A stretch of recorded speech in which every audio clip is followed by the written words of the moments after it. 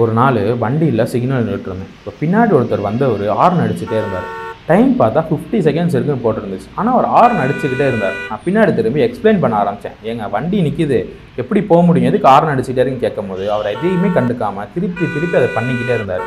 நான் ஒரு கட்டத்தில் இறங்கி போய் அவர்கிட்ட திட்ட ஆரம்பித்தேன். அவரும் திட்ட ஆரம்பித்தார். மாற்றி திட்டிக்கிட்டே இருக்கும்போது ஒரு பாயிண்ட் ஆஃப் டைமில் அடிக்கிற வெயிலுக்கு டென்ஷன் ஆச்சு. கையெல்லாம் நம்மன்னு இருந்துச்சு. சரி அடிச்சிடலான்னு கையை ஓங்கும் போது ஒரு செகண்ட் கண்ணை மூடி யோசிச்சு பார்த்தேன்.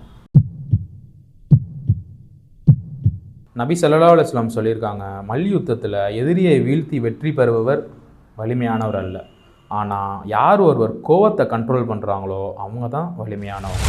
சரி, இப்போ நான் அவர் அடிச்சிருந்தேன்னா ஒன்று போலீஸ் கேஸ் ஆகிருக்கும், இல்லை யாராச்சும் ஒருத்தர் ஹாஸ்பிட்டலில் சேர்ந்துருப்போம். சிக்னல் பார்த்தேன், க்ரீன் விழுந்துருச்சு. சரின்னு வண்டி எடுத்துகிட்டு கிளம்பி வந்துகிட்டே இருந்தேன். அவ்வளோதான். Life is so simple. நீங்கள் இந்த சின்ன பிரச்சனைக்குள்ளே சண்டைக்குள்ளே போய் மாட்டிக்காதீங்க. இன்ஷா அல்லாஹ் கோவத்தை தவிர்த்துக்கோங்க. ஏன்னா உண்மையான ஸ்ட்ராங்கான பர்சன் கோவத்தை கண்ட்ரோல் பண்ணுறவன் தான்.